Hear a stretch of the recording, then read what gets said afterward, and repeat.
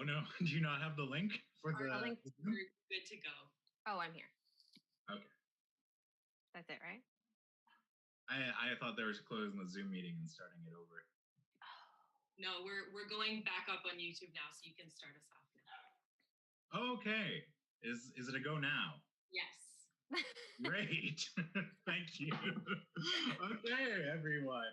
Welcome again, or perhaps the first time for those of you tuning in. Welcome to Beyond the Land Acknowledgement. I am your host, Justy Wapigishik, and joining me today is Britt Johnston. Britt is an Anishinaabe Kwe artist and arts supporter. She grew up on reserve and on the land in Serpent River First Nations.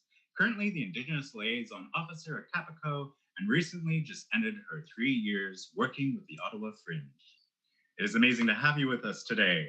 With that being said, is there anything you would like to add? Thanks, Jesse. I am happy to be here. And since today we're talking about land acknowledgements, even though we're in a virtual space, I do want to settle myself into this setting and acknowledge where I'm coming from. My name is Britt. My pronouns are she, her. I am of a mixed heritage, Ojibwe on my mom's side and Italian on my father's side. I did have the privilege of growing up on reserve with my mother's side of the family. My grandfather was Peter Johnston. His family was from Cape Croker, or the Chippewas of Nowash First Nation. And my grandmother is Mildred Johnston, and her family is from Serpent River First Nation. My grandparents actually, they met in residential school in Spanish Ontario. And the story that they tell is that is where they met and fell in love. And, they choose to focus on their love story as when they talk about residential school. And that is their choice. So they had this great love and they had 11 children and they were all girls. So I have lots of aunties.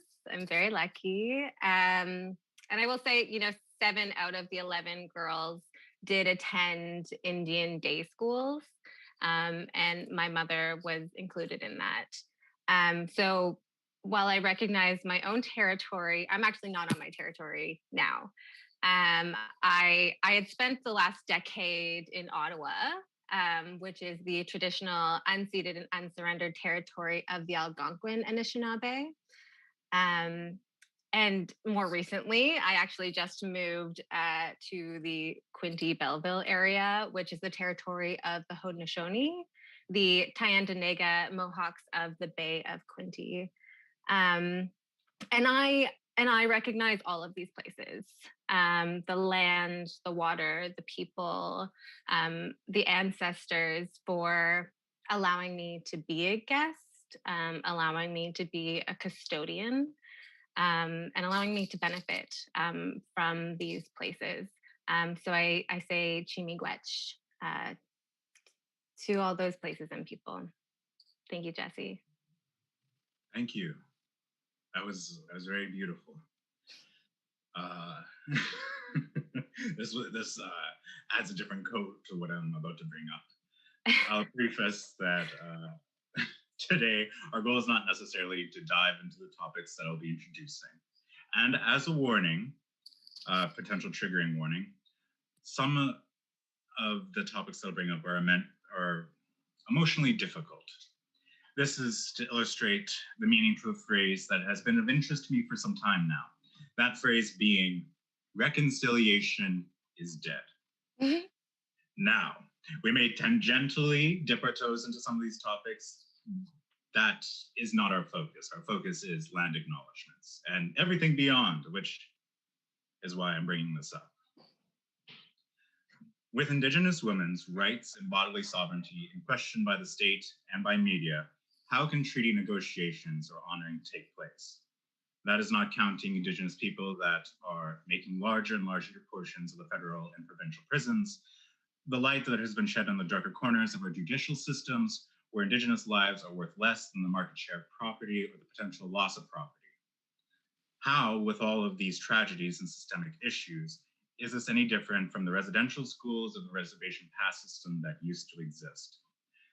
These, these are big questions, and they do relate to our topic of land acknowledgements. If the hostility towards Indigenous people is on the rise, and the new slogan has become reconciliation is dead, what role do land acknowledgements serve? As in part, the creation of land acknowledgements were a stepping stone to reconciliation. Okay, big ideas, lots of juicy stuff in there. Now that we're on the same page, I'll put this question to my panelist, or my friend Britt here. What is the purpose or role of a land acknowledgement? That was really big, Jesse. That was I'm like, my heart's going right now. I'm like, whew, that's heavy. And so I mean, I will recognize, I'll start by saying, you know, my background is in theater. I went to school to study theater. I did my MA focused on Indigenous performing arts festivals. And I, you know, I stand on the shoulders of all of the Indigenous actors, the activists who have come before me. And I feel very lucky to have come at a time when Indigenous arts are being prioritized in certain ways, and I do think, and I came in when land acknowledgements were really starting to take off, where like it wasn't just Native institutions doing land acknowledgements; it was, you know, bigger organizations like NAC started doing them, and the Great Canadian Theatre Company.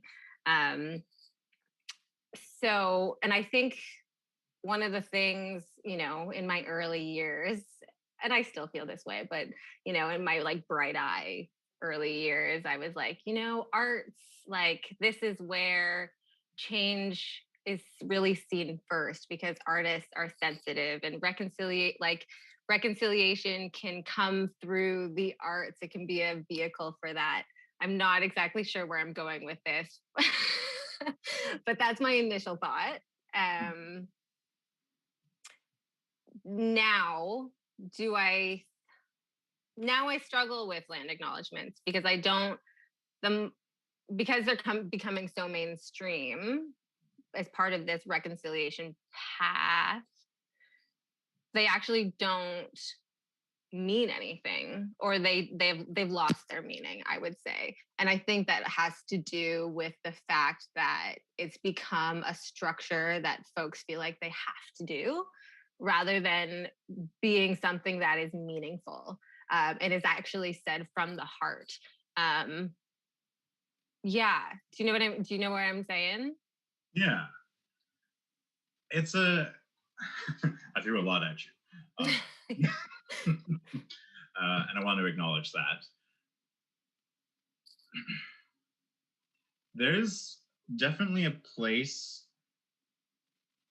where I wonder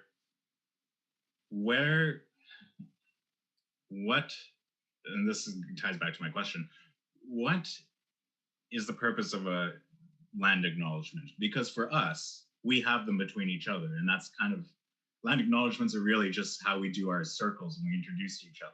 It's like, this is who I am, this is my bloodline, this is where I come from, and this is the place that I am visiting, more or less. That's kind of what they are. Mm-hmm. But then they're now in theaters, and I question, what is that relationship between the theater and the land acknowledgement?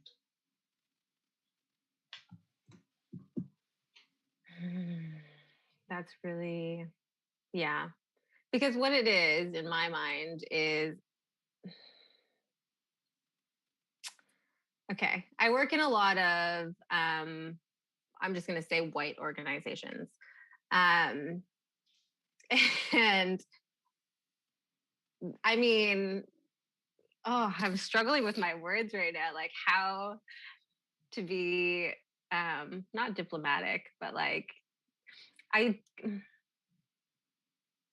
it's a very good question because I've had people come to me and ask me to help them make a land acknowledgement for their development festival. And then, I'll like walk them through what it means to make a personal land acknowledgement.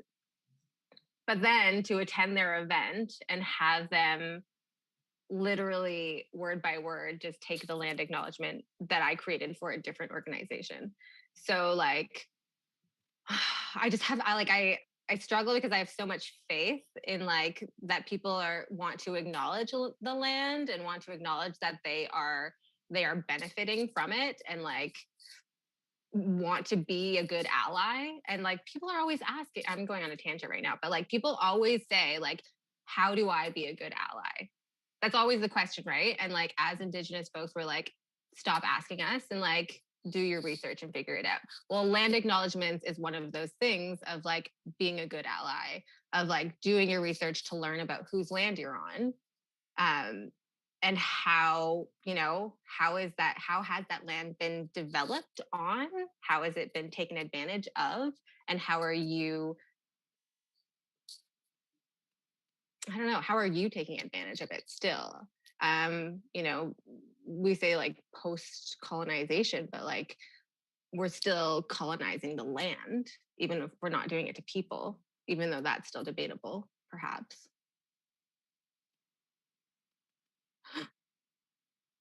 Where'd you go? There you are. Hi. Oh, no, I can't hear you. Hello, sorry about that.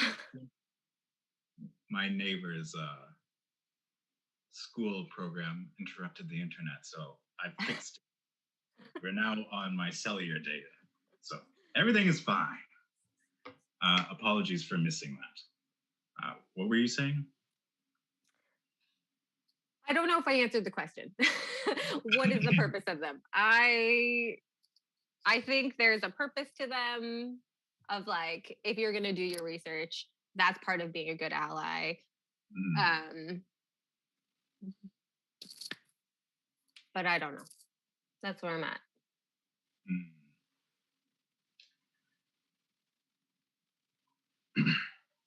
So here's the other tidbit to land acknowledgements. What exactly is an ally?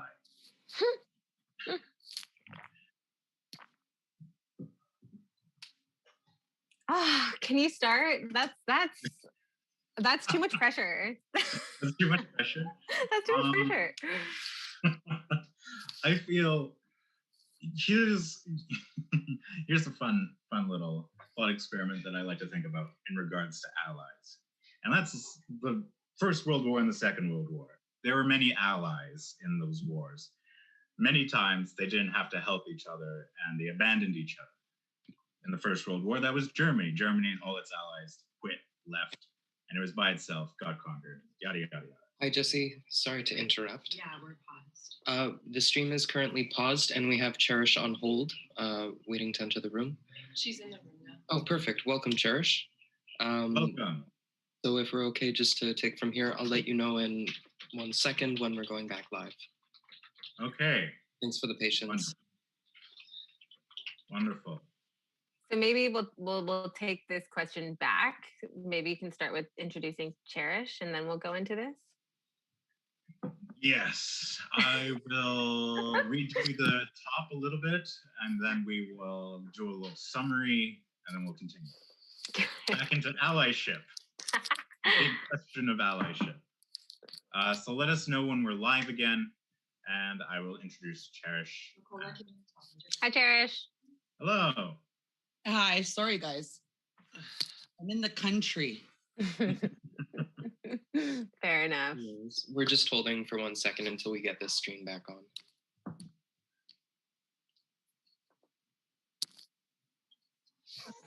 I paused the stream on my end, like in the preview it says.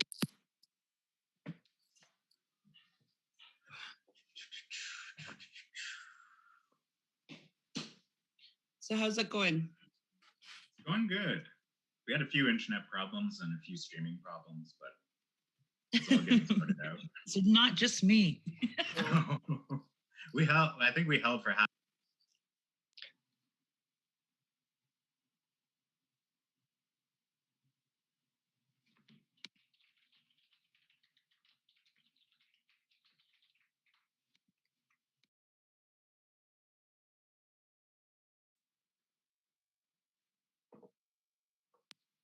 Oop.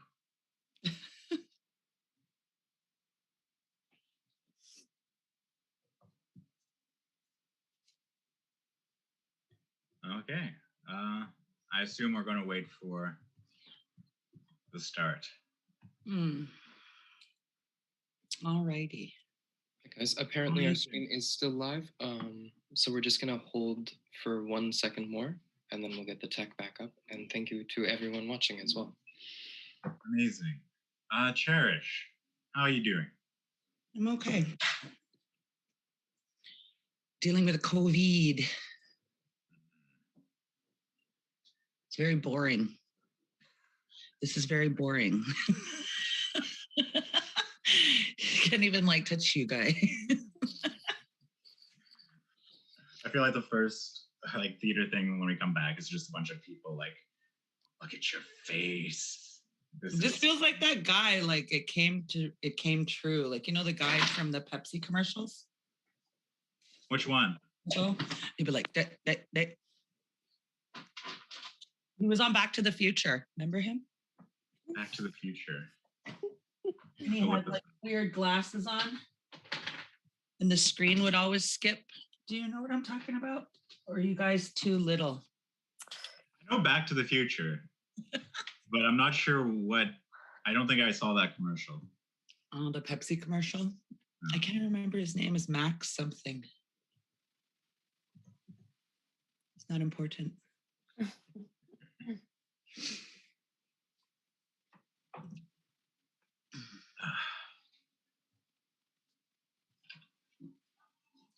What was your question anyway, so I could think, because I'm one of those people who would never be good on a game show. It's a bit of a game show right now. It feels like it. I kind of tossed Britt, not into the deep end, but I kind of did drop you into the deep end with my opening question. We started with I'm an Indigenous female. I'm always dropped into the deep end. Shoot, Jesse. I'm doing it to everyone this time, so I can. Oh. Oh, is there a chat?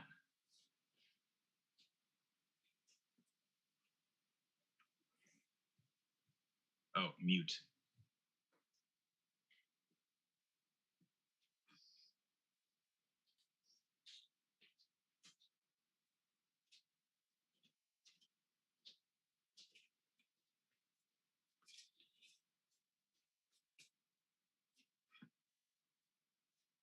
Let us butter crunch.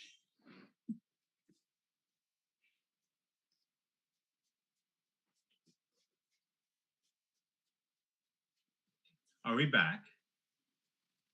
Is that it? Hello? Am I allowed to speak? We're live. We're live. We are live. Amazing. Welcome to Beyond the Land Acknowledgement.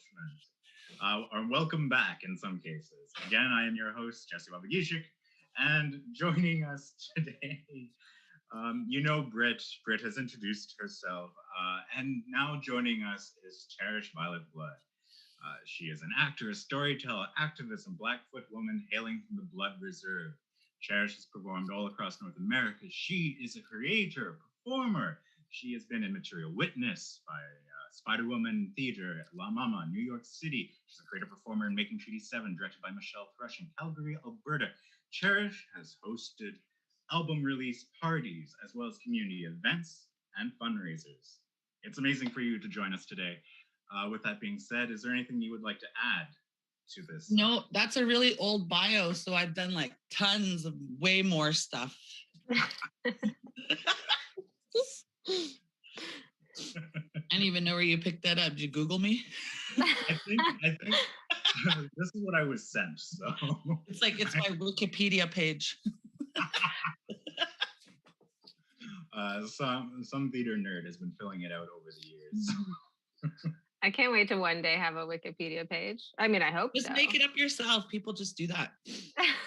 I'll make you one later. Thanks, Cherish. You gotta give a really great creation story behind your Wikipedia page. Behind every like syllable in your name. Okay. Sounds R-rated. Welcome.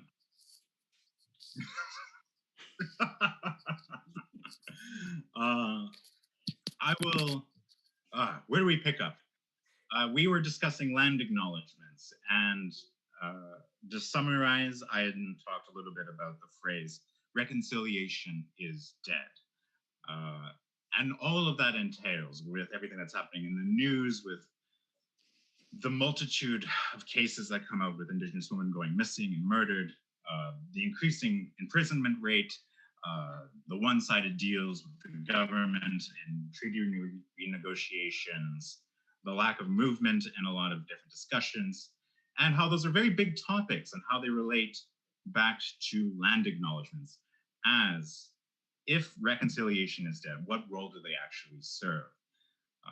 As land acknowledgements, we're kind of touted as a thing to be a stepping stone in reconciliation. And if it's dead, where do we go?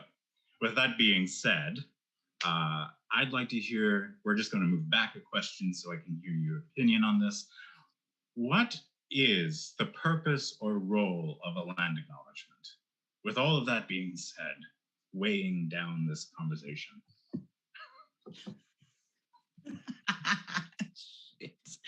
The purpose of a land acknowledgement? The purpose of a land acknowledgement is for white people to have their little moment to like recognize that we're still alive. That's what the purpose of a land acknowledgement is. That's why it makes no sense when they get an Indigenous person to say it. It's like, why am I saying it? I know where I am. I know where I come from. I know I'm here.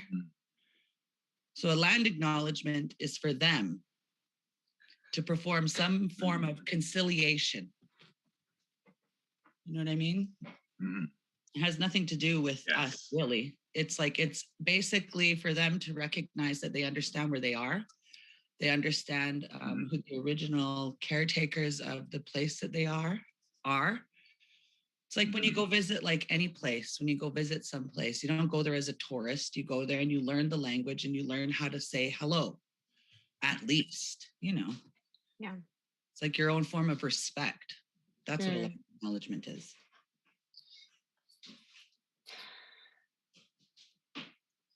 Thank you. I wish I would have heard that in my younger years. Well, just like, I don't know, like I've been raised by like, I wouldn't say mean, but like really strong women. And that's what they say when you go to a new territory or place, learn how they speak, learn what it's called. Land acknowledgements have been happening forever. It's just now, you know, how people like to label stuff. Yeah. And we w're saying how it's become like a flag of allyship, like for a white organization to do a land acknowledgement. Does that actually mean they're an ally? No, but it is a flag for them to say, I'm an ally because I recognize. Right. Yeah, I guess so. I mean, I will say, because I am of a younger generation, I've had basically my whole start, land acknowledgements have been a part of that. So now if I go to a theater that's like a regional theater, and there is not a land acknowledgement, it like flags my ear that I'm like, hey, where is your land acknowledgement?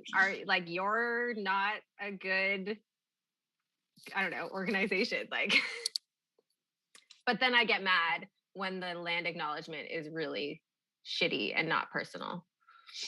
So I'm of two sides. I could pretty much take it or leave it. Start the show.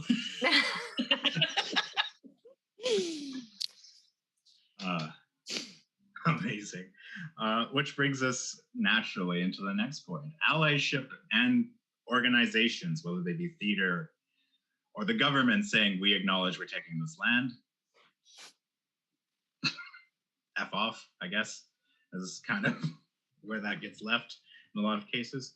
What is that exactly to either of you? The allyship within an organization and using the land acknowledgement as a flag, as you were saying, Britt.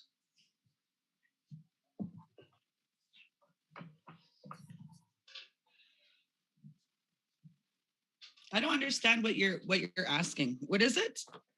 Yes. So what is the allyship in regards to an organization? What is that relationship to to Indigenous person or to yourself,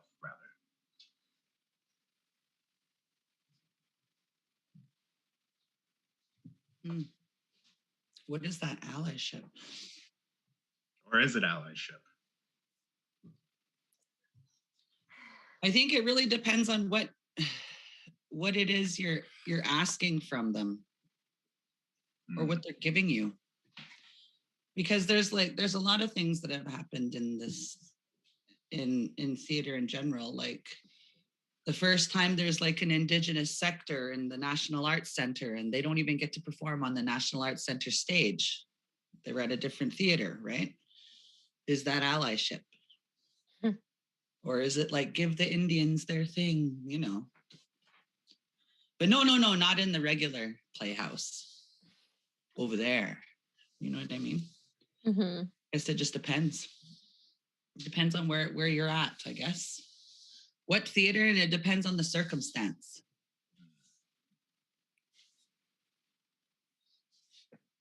Yeah, and I just to add on to what I was saying earlier, like again, it is about like if you're going to choose to do a land acknowledgement, I mean, just as Cherish said, like it is you recognizing, you taking your what you're taking from the land, basically, and acknowledging the people there. So if you are doing this thinking that it is allyship, and you're thinking you're going to do the research to learn, and then to share that, you know, I am benefiting from this land and I acknowledge these people. Okay, but also what are you going to do moving forward? So what is your responsibility in being a guest? And it has to go further. I think if people are going to continue to do land acknowledgements, it needs to go further into because it's not just saying it in the structure that it is now. The structure doesn't work. What it was before was being a good ally, but that's not what it is now. Does that make sense? What I'm trying to say? I don't know. Like, I just hate it. Like, really frustrates me when I see somebody go up with a piece of paper and they read from it and they just like don't look up, or they haven't done the research to like understand or even to pronounce the names correctly. And I think this is something that people, like I've just seen, you know, I've seen my white colleagues do this, and they're not bad people, but they get up to do like the pre-show, and like the first thing is the land acknowledgement, and they're like, really, you can see they're nervous and they're like kind of stumbling over it. But then they give the rest of the pre-show and it's like totally fine and comfortable. And it's just like that there's that bit that they're just not comfortable with. So why are we forcing them to do it? I mean, there's just like not a connection to it. They're not connected to the words. So that I'm not answering the question again. I'm really good at this. Just a word vomit. You brought up a lot of great points, but just trying to figure out which one. You brought up a lot of good things. Loading. As I go loading as I go through that, what you just said. Yeah. It was like a story weaving. Yeah. Story weaved a bunch of different topics, which I love. It's like because of COVID, I don't talk to people anymore. So as soon as I start talking, I just like go everywhere. I just forgot how to speak. No, I totally understand what you're saying. I think the thing is with land acknowledgements, I think they should be coming from somebody who wants to do them in the first place. You don't just make somebody do it. That's weird. That's like telling someone, say sorry. Say sorry. They're like, sorry. It's like, but are they? You know what I mean? Like, yeah. It's weird. So it's, especially if it's coming from an organization or a theater, it should be the person who is in charge. They shouldn't just have like some box office volunteer doing it. It should be the person who's in charge of that house. Yeah. You're in their house. Yeah, I would agree with that. Coming from a background in Fringe and Fringe festivals, so like we did a pre-recording of the pre-show, so it was the land acknowledgement was done, but I know I'm not going to name the Fringe, but there was another Fringe that had all of the performers do their own land acknowledgement before the show, so they had to come out on stage and do it. And I don't know if there was education behind it, but then it's also there are international artists that come. So people from the US who have no idea, people from Europe who have no idea what this practice is or why they're doing it, are basically like looking it up on the internet and reading words, because it actually is a practice that like doesn't translate or doesn't make sense, because it's, I don't know, it's like a Canadian custom now. Rather than like, that's what I mean by they should be doing it, because right there they're passing the responsibility onto somebody else. And if they're going to do that, then they should be educating them and giving them a land acknowledgement to say, and actually explaining why they're saying what they're saying. Yeah. Amazing. I'm going to reel us back a little bit into what is the relationship between a land acknowledgement and the show that's about to go on. Because sometimes the show will be like, we're going to talk about space whales for an hour and a half. Now here's a little reminder about Indigenous people are oppressed. And now space whales. Like, what is that?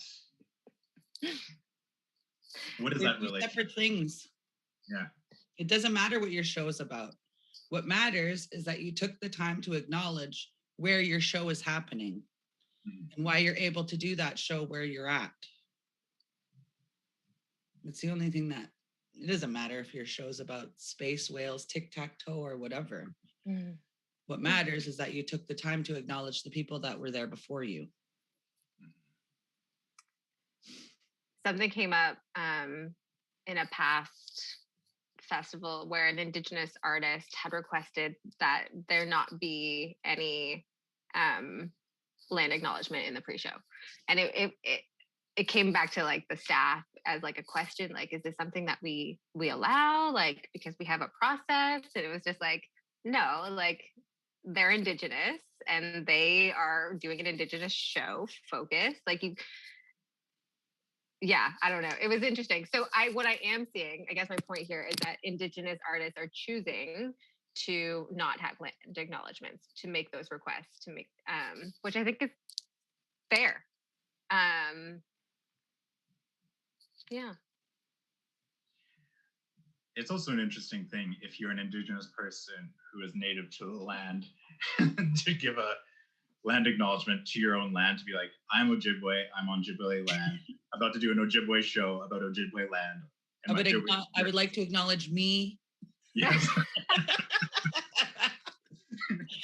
Take this time to acknowledge myself.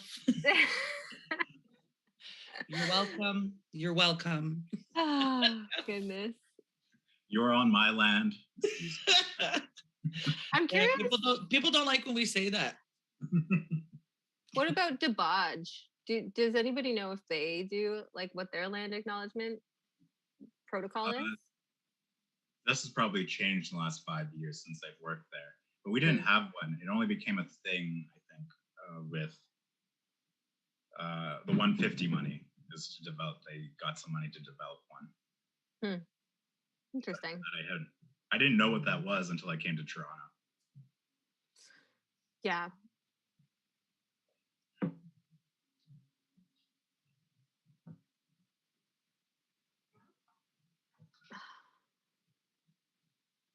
But even then, like I'm just thinking, like a few years ago, I attended a Indigenous festival, and the artists, the person came out to do the pre-show and read the land acknowledgement off of a piece of paper.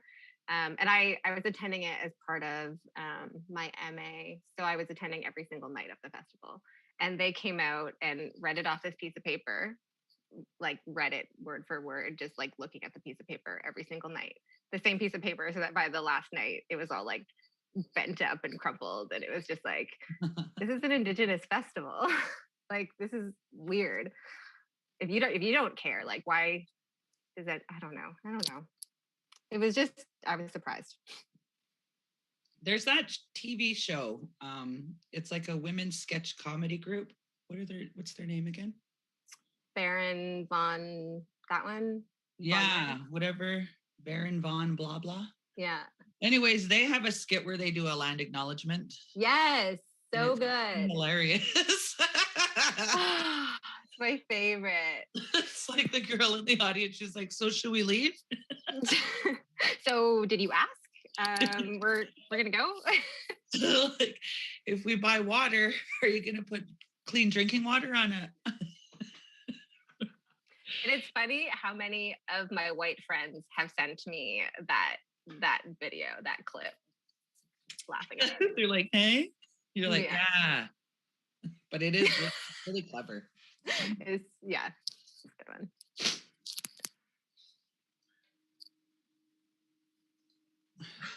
How have you, or is there any wisdom that you've gained from being asked to do land acknowledgements, or what has your experience been with that process that you may want to share?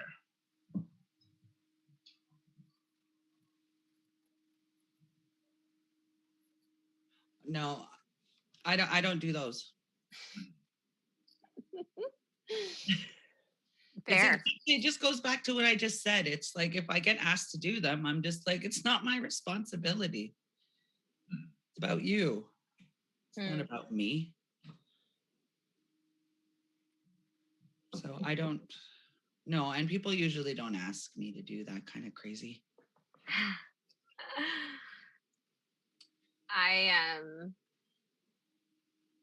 Wouldn't that be weird, coming out right before Dear Woman and giving a land acknowledgement? And then going back into it. I'll be right back. No, it's not for us to do. I really appreciate you saying that. Because I do get a lot of requests to help mostly white organizations create their own land acknowledgements. And I created one for, one of the first things I wanted to do when I started with Ottawa Fringe 3 years ago, they didn't have one, they weren't doing one. And so I was like, you need to have one. So I took it upon myself. So I took on that responsibility of creating it for them. And of course, I was younger and I was, doughy-eyed, and I thought I could do a lot of good for this white organization. And I did, and I'm really proud of my work. But that said, like, after that, there were other Ottawa organizations that you would go onto their website and they had literally the exact same words, my words, that I wrote for an organization that they took. So you get a little cynical after some time. And even like the story I said earlier, someone came to me for counseling on how to create one and then took my words, which were on this organization. Anyway, it's just like, it's hard not to be cynical. It's hard because it's like you do the work and you think that somebody is really trying to make the effort to learn. But when you come from a history of taking, do you ever really understand why it's wrong? I hear you. Mic drop. I hear you. I hear you. And it's so funny. Like, I came in and I just really thought, I don't know. I just like had such the arts are where change happens. And just as Did you time say goes, anything about it? Yeah. I emailed right away to be like, Did you get a check? did I get a check? No, I took it on as part of my Ottawa Fringe artistic outreach work, which was also a learning lesson for me as, again, that like I need to be paid for that labor. But as a young person, you don't know that. You just say yes to everything and you take on everything. So I'm now learning to create those boundaries and to like learn my value, I guess, or what I have to offer. It's a learning process.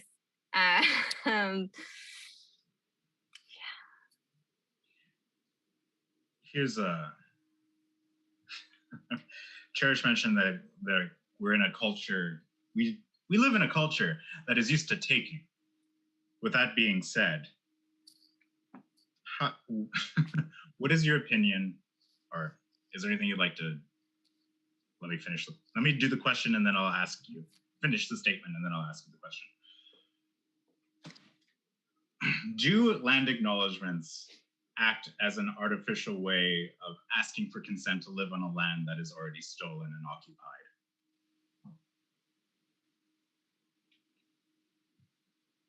I think your question's backwards. It's backwards. It's really backwards. You can't ask for consent after the fact that you raped something. Yes. So no, they don't. Mm-hmm. All you're doing is acknowledging the people that were there before you. It's like giving some kind of respect. It has nothing to do with consent. No, we don't allow you to be here. We were never given that right. Mm. Mm-hmm. I wanted to phrase it that way because land acknowledgements are often considered doing the work in a lot of very socially woke circles of, we want to acknowledge that people have died for this land, but beyond that, we're not going to do anything about it. Mm. So this comes to the burden of responsibility. Why do or should theaters take on that responsibility of the land acknowledgement?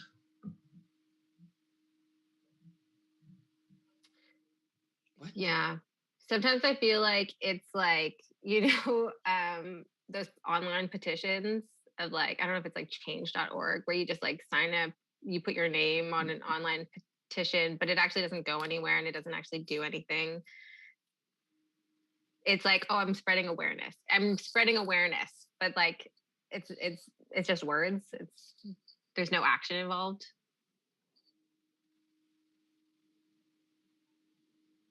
I don't know. I'm just like recently in the last year or so, just become like very cynical and it sucks. I don't know. I'm obviously struggling right now with, yeah, I don't know. Is there, try to lighten the load that we are now under? You can't. Has there been any? I know. It's like we're waiting to the conversation around, Jesse. Come on, just get to the point.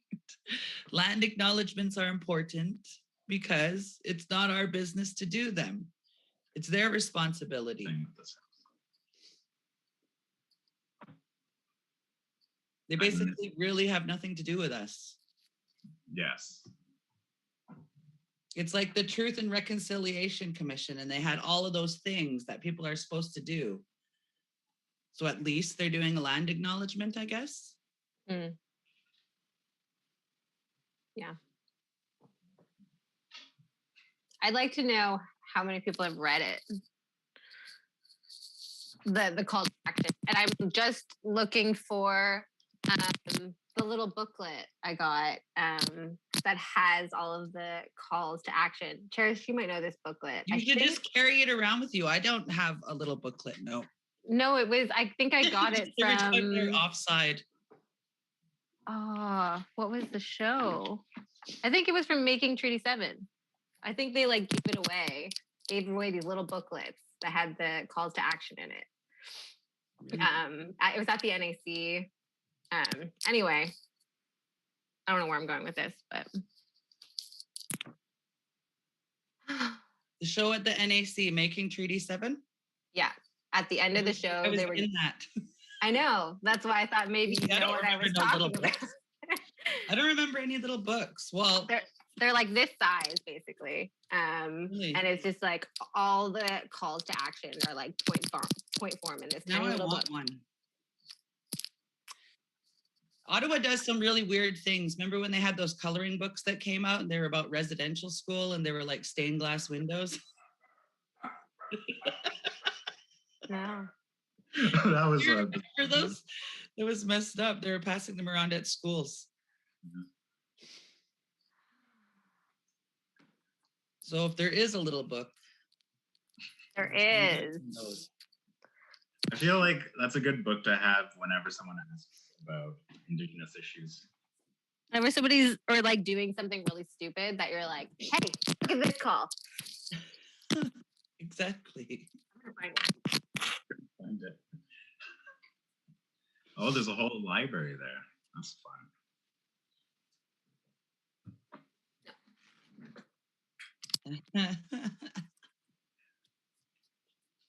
How how have land acknowledgements how do they exist online?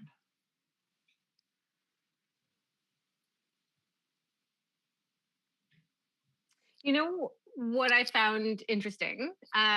So working with Capicoa, we do like weekly town halls.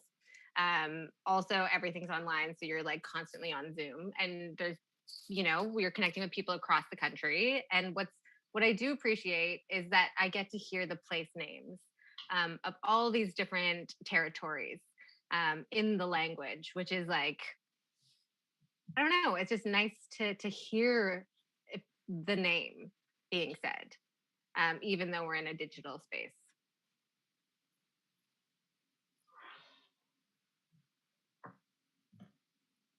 I'm trying to act like I'm frozen. I'm like, oh, great. Cool. Just like move on. Just like, okay, next question. I don't know. I have no idea. I don't even know where. I don't even know if like in digital spaces that's happened on. Like I've only done like a couple things online, but I've never seen a land acknowledgement on them. I see them almost every time. Like Wait, all the time. Actually. There actually was a land acknowledgement once that I was on, and they were actually they thanked the Indigenous people of California because Zoom meetings happen on an Apple network or something like that, and that's where the main office is located. So then they thanked the Indigenous people of California for having this online thing. But I can't remember where that was. Yeah, I've also seen that. In like Silicon Valley. Silicon Valley. It's just a jumble of words, these nicknames. I mean, we're in the end, like, I'm not saying that they shouldn't be done. I think they should still be done. And if I go to a theater and it is not done, then I think that you don't care. I just want people to care. Mm-hmm. Do the research. Mm. This is the light question that I was going to bring up earlier until I froze and lost internet again for many reasons. What, if any, parts of a land acknowledgement actually fill your heart with joy when they're heard or spoken or seen? If any. Sorry? What parts of a land acknowledgement fill your heart with joy when heard or spoken? I can also put it in the chat, so it's... I don't know about joy, Hmm. but when I know somebody maybe gets it is when I hear them actually, so like Indigenous protocols for self-identifying, you know, we name our bloodline, we name our clan, we name our nation. So when I hear somebody actually naming their in a similar way, it's not the same, but in a similar way, these are my grandparents, this is where they came from, they emigrated from here to live here, and now like this is how I came to be on this land right now, that it's like understanding where they came from and where they are now guests. And then understanding that like as a guest, like when we walk into somebody's home as a guest, how do we treat that space and those people in that home is the same way, you know, that we should be in real life. I don't know how to finish that sentence. I'm hearing free comps for Indigenous people. Yeah, baby. No strings attached. No strings attached. You don't have to edit their land acknowledgement. But if you're, it feels like such an odd thing too. The entire discourse around being in someone else's house as if it's a new concept. It's like, no, you've always been here. Not always, but like we haven't been able to get into cities until fairly recently. We haven't been allowed to leave our reserves until recently. We haven't been able to practice our ceremonies until recently.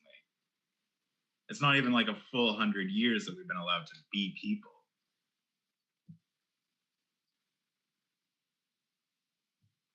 Anyway. Yeah, and I appreciate what Cherish said earlier about like conciliation. It's not reconciliation. There was never conciliation, and I think white people don't understand that or like can't acknowledge that or something. I don't know. Sorry, I'm being very general and saying white people because I don't think, you know, like I think there are good allies. Well, how come we can't say white people anymore? How come we always have to say settlers? It sounds so crazy. It's like, whoa, yeah. wagons. Like, oh, you're white people. Yeah. Yeah. But also, it's almost like a slur now because some people do get mad about it. So, for a slur to work, we got to be able to discriminate against white people. But our power to discriminate is like, don't come on our reserves, and they shake their fist at us. Like that's kind of where our power begins and ends. Mm-hmm. And I'm also hearing like a lot, like on social media, not all men. So it's like not all white people. It's just like again the same concept behind it. Right. Not all white people. Not all white people.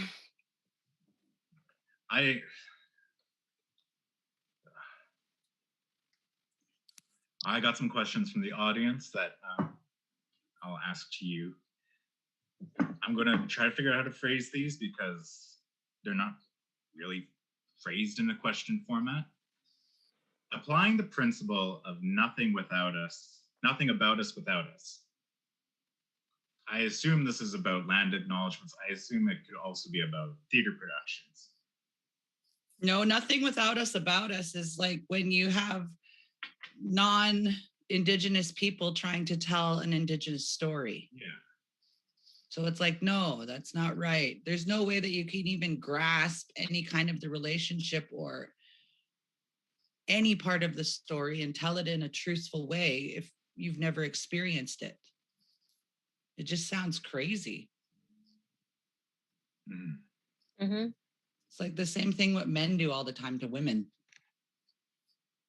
When they're trying to govern their bodies, it's like, you don't even have a vagina, so don't talk about them.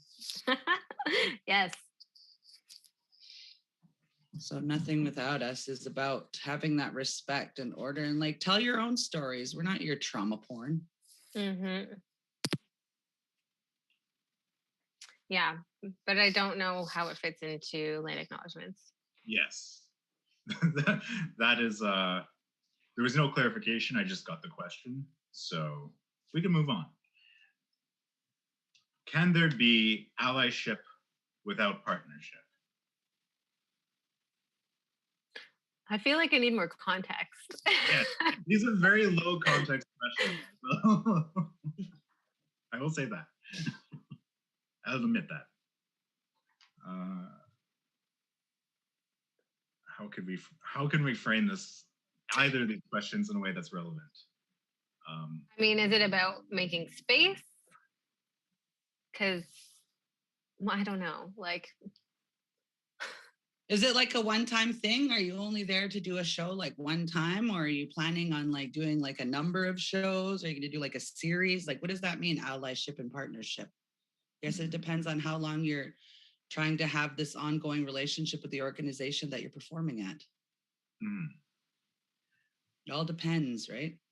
Let's create an artificial context then to frame either one of these questions or both of these questions.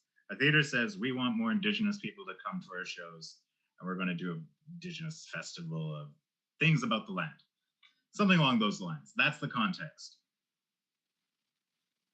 They want to be an ally, but they don't want to be taken over by Indigenous people organizationally.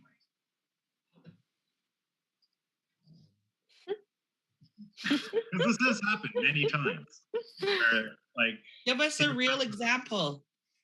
Let's say Theater Pass Mirai or something like that says, we're going to do a bunch of Indigenous shows and we want Indigenous people here. But we're not going to change the price of the tickets, and we're not going to have anyone in administration be Indigenous. But all these shows, Indigenous. It doesn't work. Mm-hmm. Because I think those Indigenous companies that are putting on the work are not going to go to a presenter or trust a presenter who does not, like, there's, I guess, I mean, I don't know, frig. It's so big. This is such a big topic. And it's just like,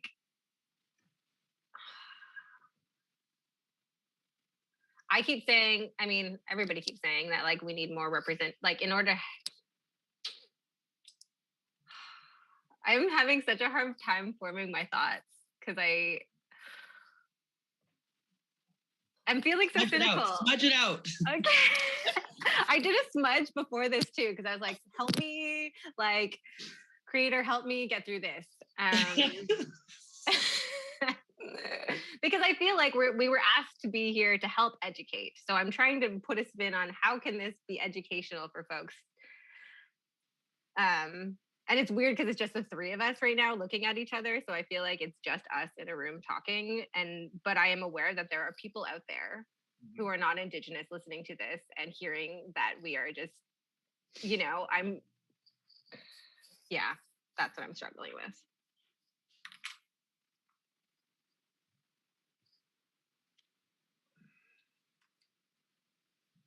How honest do you want to be, basically? I think we've already said a lot of things already. We can be pretty honest at this point. Yeah. If you're comfortable, again, that's what matters.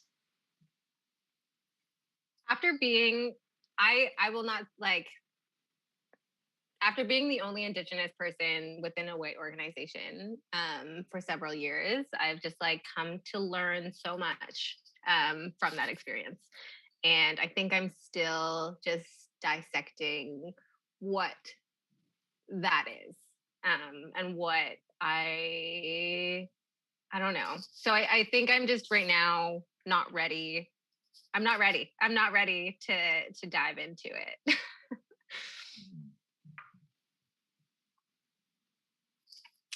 Yeah.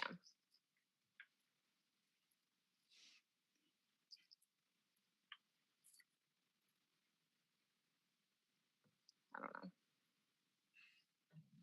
You can say, like, I want more representation in the arts, but you need Indigenous representation in administration.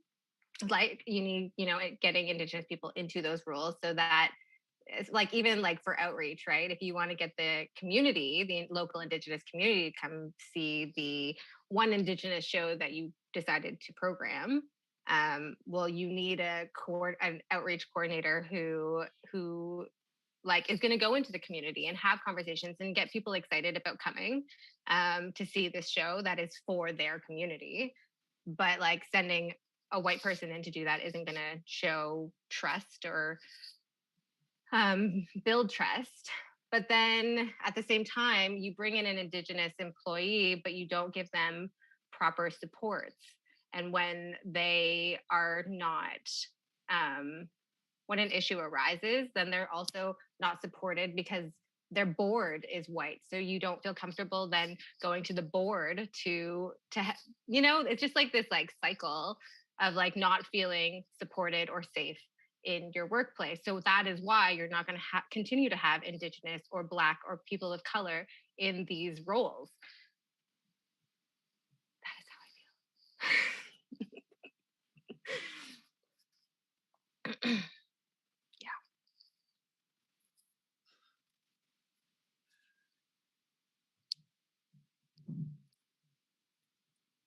Dead air.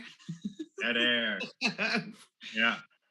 Well, I think it's safe to let some things rest after they're said, to let people digest as well, because I had to digest everything that was just said.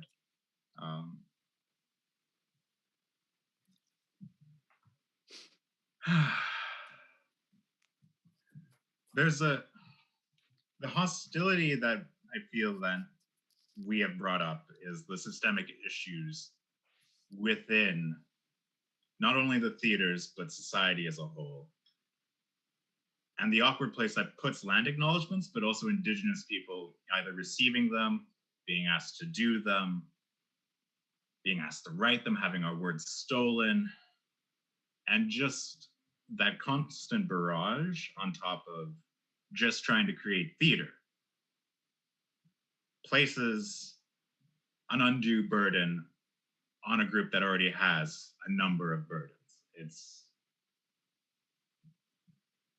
We've been put into a very difficult position, even when people are asking us to help them help us get us out of this.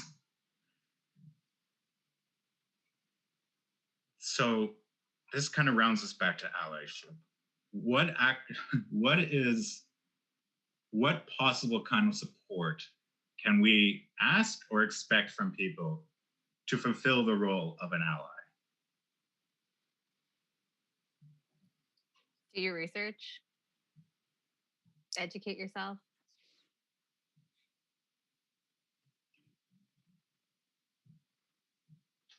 Yeah.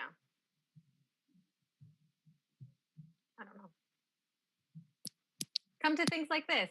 Listen to what the Indigenous folks are saying, and like don't just take it as them being cynical, but take it as there's actually a problem. And think of how you personally, what you can do to support folks when, in your workplace. Like, how can you support BIPOC, your colleagues, your friends, and like stop and like rather than jumping to like they're just an angry Indian, think about what it is that is like really hurting them. That's where I'm at.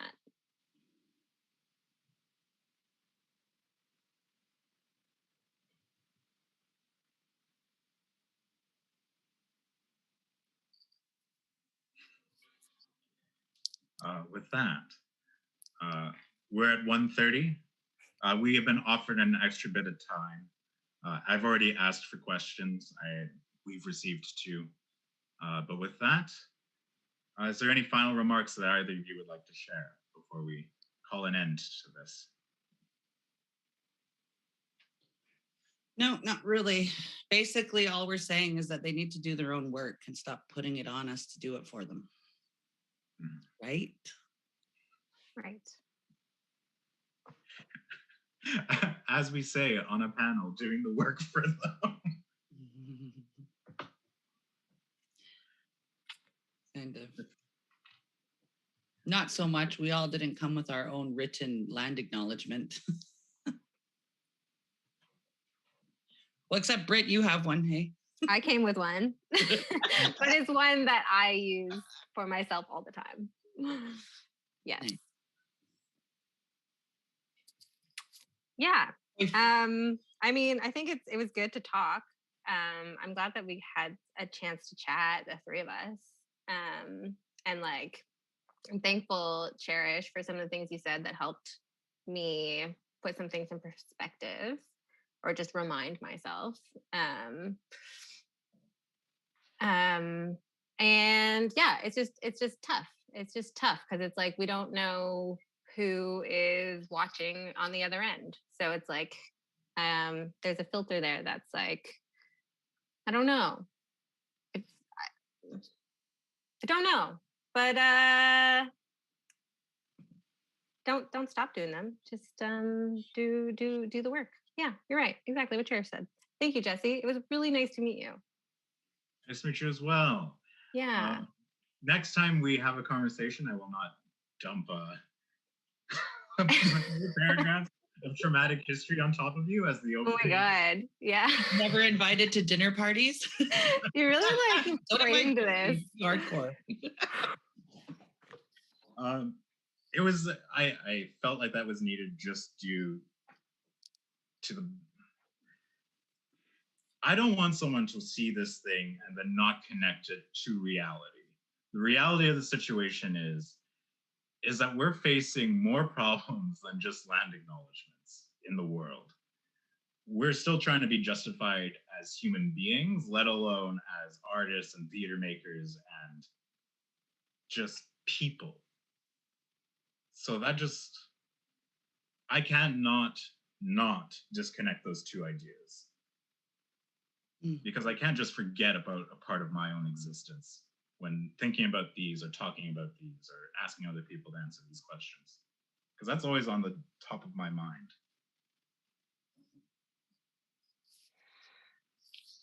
Anyways.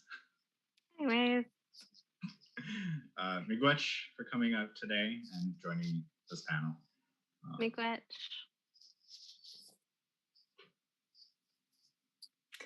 So what do we do?